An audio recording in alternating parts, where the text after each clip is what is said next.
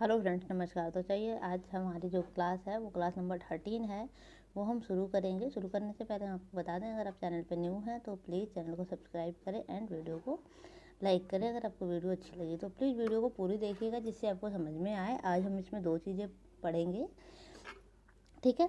तो चलिए हम आज की स्टार्ट करते हैं टॉपिक। उससे पहले एक बात और ज़रूरी इंपॉर्टेंट बात बताऊँगी, वो लास्ट में बताऊँगी। तो ठीक है, पहले क्या है, आज हम हमारा पश्चिम में पूर्व प्राथमिक शिक्षा के प्रवर्तक कौन कौन, जो मेन राइटर्स हुए हैं, जिन्होंने बुक्स वगैरह लिखी है, उनको मेन जो राइटर हैं, इसमें से क्वेश्चन 1-2 क्वेश्चन तो ज़रूर आता है, इसलिए प्लीज़ इसे ज़रूर अच्छे तरीके से कर लीजिएगा। इसमें आपके करीब 10 राइटर होंगे।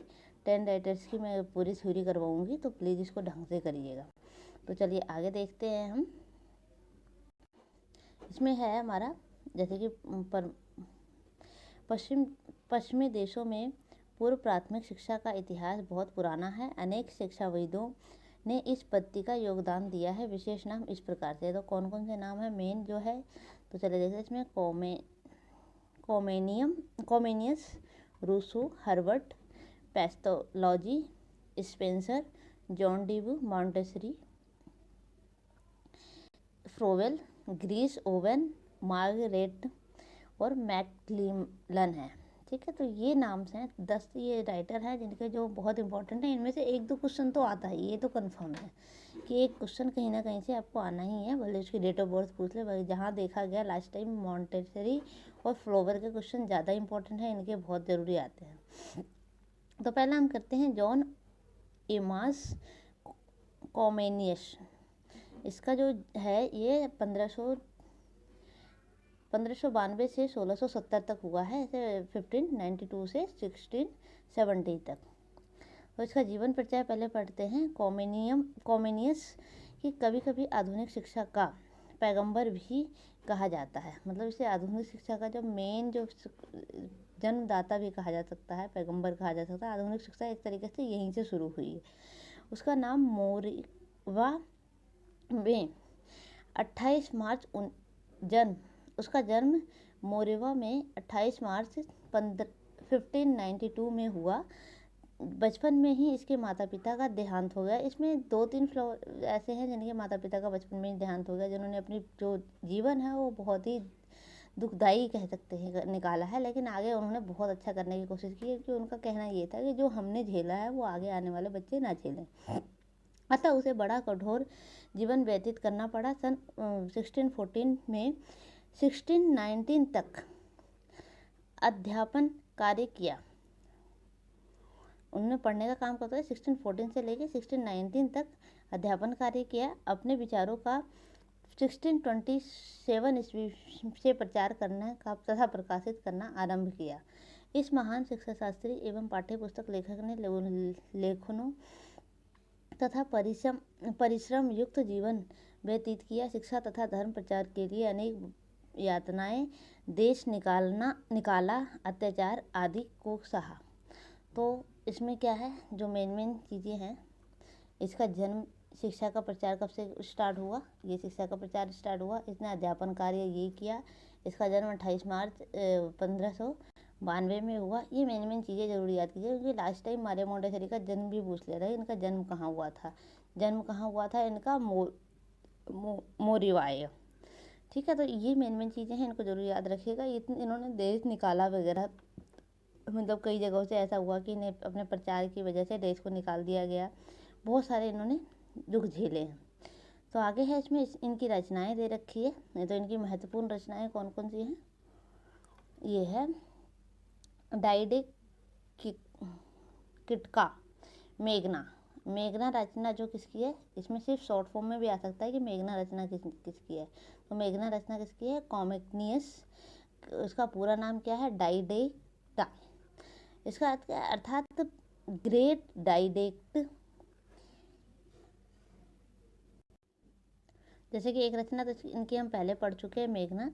दूसरा रचना कौन सा है, ये दूसरा है स्कोला लैड्यूस में क्या है, अर्थात स्कूल में जो प्लेज कराए जाते हैं वो। दूसरा है पेंसोफिका स्कोला डेलिनियासिया। थोड़े नाम कठिन हैं लेकिन आपको ये याद करने पड़ेंगे क्योंकि इनकी रचनाएं भी पूछ जाती। कीर्ति लास्ट टाइम मॉन्टेसरी की आई थी लास्ट पेपर में। अर्थात प्लान ऑफ, एक मिनट क्या है इसको, जब गए प्लान ऑफ पैसिफिक स्कूल, जो स्कूल्स का पैसिफिक पहले से प्लान किया जाता है कि किस तरीके से स्कूल्स होना चाहिए, ये है इसमें सारा कुछ। तो इनकी 3 मेन रचनाएं हैं, ये रचनाएं यहाँ पे दी गई हैं। और कोमेनियस का शिक्षा रूसो संबंधी विचार यह है, इनका शिक्षा संबंधी विचार क्या है? शिक्षा का अर्थ कम्युनिस्ट के अनुसार शिक्षा विद्यालय या घर में बालक को दी जाने वाला प्रशिक्षण मात्र नहीं है, ऐसी प्रक्रिया है जो मनुष्य को संपूर्ण जीवन तथा उसके द्वारा किए जाने वाले सामाजिक समायोजनाओं को करती है। तो इसका क्या है? सिर्फ विद्यालय में देने वाले मेन क्या है? सामाजिक समायोजन को करती है। तो ये पूछ सकता है सामाजिक समायोजन को करने वाले को शिक्षा किसने कहा है? तो ये किसने कहा है? कम्युनिस्ट ने कहा है। इसका शिक्षा की योजना क्या थी? योजना में इनकी थी,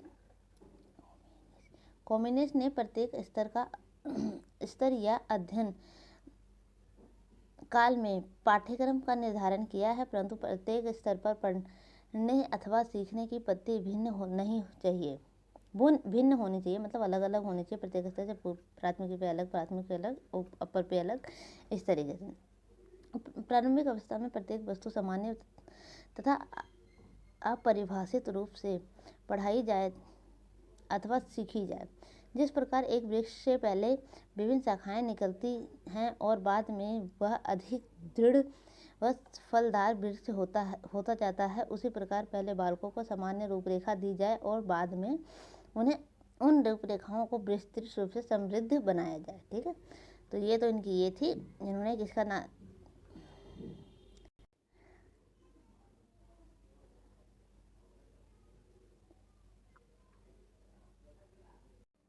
चलिए अब हम जानते हैं कि कम्युनिस्ट ने बालक के विकास स्तर को किस उस पर बांटा है, कितने भागों में बांटा है। तो बालक के विकास स्तर के अनुकूल अपनी शिक्षा योजना निम्नलिखित स्कूलों के स्थान प्रदान किए हैं।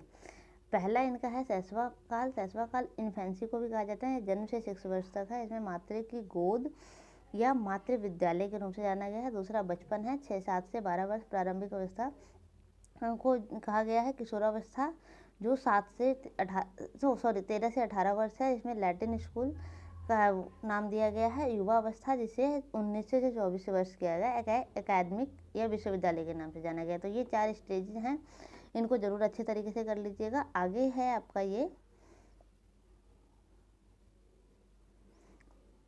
आगे हम पढ़ते हैं। आगे इस प्रकार कम्युनिस्ट ने जन्म से लेकर युवा अवस्था तक के काल को 4 भागों में बांटा है। प्रत्येक काल में 6 वर्ष रखी है। साथ ही प्रत्येक काल में के लिए पृथक स्कूल की स्थापना पर बल दिया है। कम्युनिस्ट ने लिखा है कि प्रत्येक घर में एक मदर स्कूल, झोपड़ी तथा ग्राम में वर्नाक्यूल और प्रत्येक शहर में लैटिन स्कूल और प्रत्येक राज्य के प्रांत में विश्वविद्यालय होना चाहिए। ठीक है, तो इस चीज़ का आप विशेष कर से ध्यान रखिएगा। यहाँ पे जो इन्होंने स्टेटस दिया है, स्टेटस क्या दिया है कि ये देखो, एक मदर स्कूल कहाँ होना चाहिए? प्रत्येक घर में होना चाहिए, जो झोपड़ी तो हो सकता है, झोपड़ी तथा ग्राम में वर्नाकुलर स्कूल होना चाहिए, और प्रत्येक शहर में एक लैटिन स्कूल होना चाहिए, और प्रत्येक राज्य में एक विश्वविद्यालय होना चाहिए। तो ये भी पूछ सकता है कि प्रत्येक राज्य में एक विश्वविद्यालय होना चाहिए, ऐसा किसने कहा था? तो कम्युनिस्ट ने कहा था। तो इस तरह के क्वेश्चन आ सकते हैं, तो प्लीज़ इसका ध्यान रखें और आगे कंटिन्यू। आगे है मातृ विद्यालय का महत्व। इसमें जो मेन जो हमें पढ़ना होता है, ये पढ़ना होता है कि जो शैशवावस्था, जो हम एनटीटी का पेपर दे रहे हैं, उसमें जो शैशवावस्था होता है, तो मातृ विद्यालय का महत्व क्या है ये पूछ सकता है। मातृ विद्यालय का महत्व में है, कम्युनिस्ट ने पूर्व प्राथमिक शिक्षा पर विशेष जोर दिया। उसने माता की गोद को प्रथम विद्यालय माना है। तो ये क्वेश्चन बन सकता है कि माता की गोद को प्रथम विद्यालय किसने माना है? तो कम्युनिस्ट ने मांगा है। इस विद्यालय में सभी निर्धन एवं धनी व्यक्तियों के बच्चों को शिक्षा देने का व्यवस्था की गई है। इसके कार्यक्रम में निम्नलिखित शामिल हैं। शिशु की शारीरिक, मानसिक, बौद्धिक, धार्मिक, नैतिक, भौतिक विकास की ओर ध्यान देना, मतलब एक तरीके से शिशु के सर्वांगीण विकास की ओर ध्यान देना। इसमें इंद्रियों तथा कर्म इंद्रियों द्वारा शिक्षा प्रदान की जाती है, मतलब किसी चीज़ को देख के, छू के, पकड़ के, इस तरीके सुन के, इस तरीके से शिक्षा प्राप्त की जा सकती है।